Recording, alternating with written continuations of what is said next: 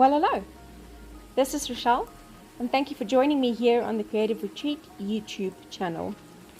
Another incredible devotion this month by Creative Retreat called Hives and Homes, and it was written by Rebecca Fairs.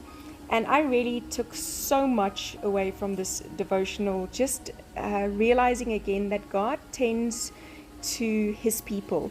Even when we feel like we're empty-handed and God has taken away from us, God still tends to his people. And so I really wanted to document the deep truths in this devotional for this month. So my layout is not super artsy, it is not incredibly intricate and complicated.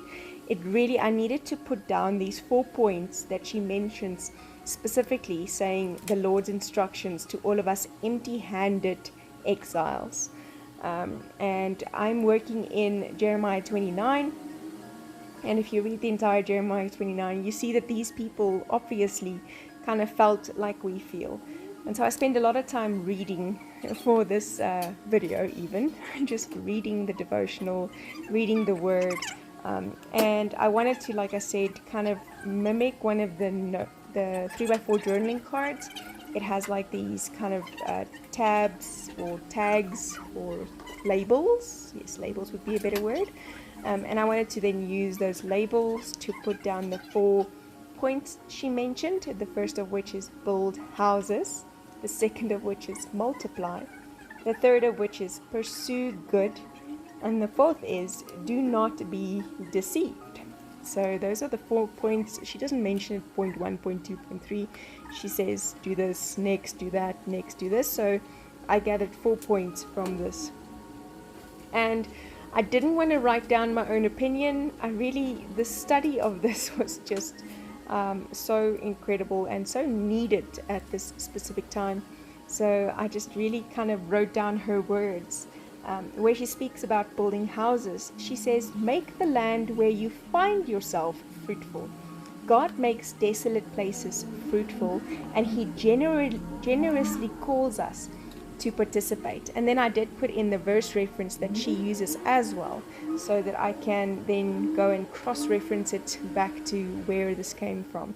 The second one, she says multiply, and I just use some of the cutouts from the printables or the Faithfilled digitals to kind of just add to those little labels. And she says to multiply, it's a command to be fruitful and to not to decrease. It says not to decrease. It's a command not to decrease. So she gives that verse as well, and she says we are called to flourish. In this third point, she mentions pursuing good. And again, I wrote down her words. It's pursue true peace, even in tribulation or persecution. To seek the peace in the land where you live. Pray for your neighbors. The gospel of Jesus brings blessings, and we are to be continuously in his presence. And then there are 2 verse references there as well. And it was such a challenge to me because we so easily complain. And I think complaining brings you literally nowhere. And in fact, it kind of makes that journey feel longer. If you look at the Israelites, they were in the desert for 40 years for an 8-day journey because they were complaining and murmuring and always finding something wrong with their beautiful provided for circumstances.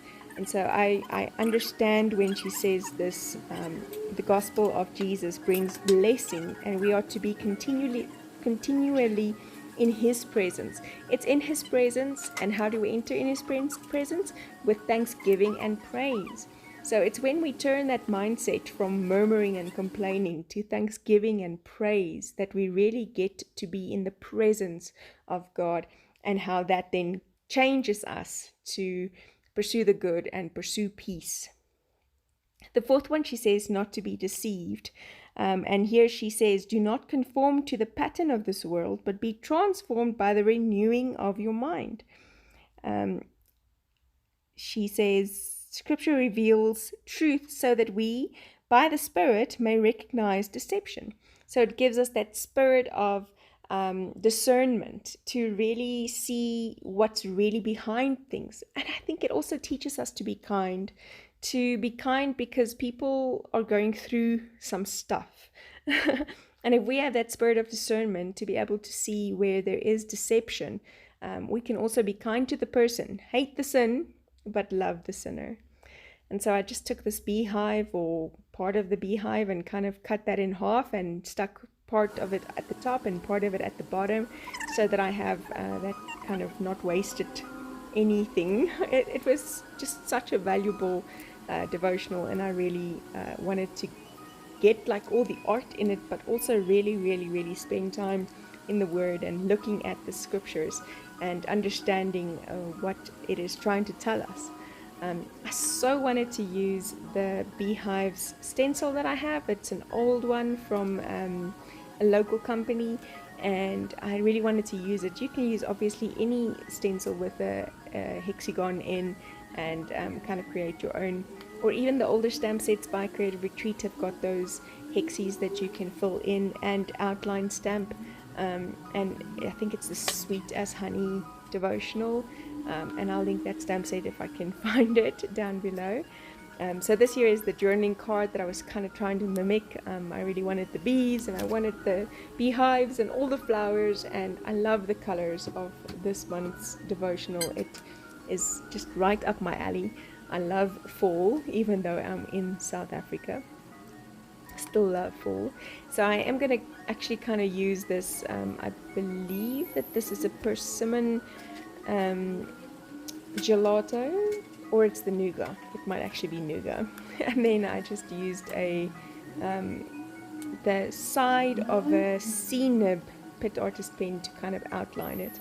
I'm literally just scribbling it on the packaging, picking it up with my finger and rubbing it through the stencil, kind of just turning the stencil this way and that to get these beehive, or this what do you call these? Honeycomb, to get the honeycomb in on these places.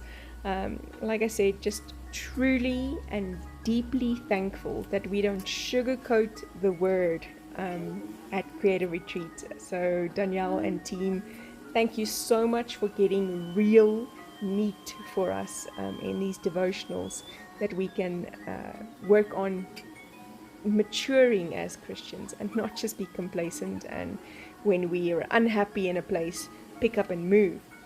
This really speaks of kind of being where you're at and making where God placed you fruitful, and building houses and making gardens. I hate gardening, but this might very well kind of get me back to the root of things and spend that time with God, and get my hands dirty and set up a home here where I'm at. Thanking God for His grace on my life. Thank you for joining me. Check out the other girls' videos as well. See you again soon. Bye-bye.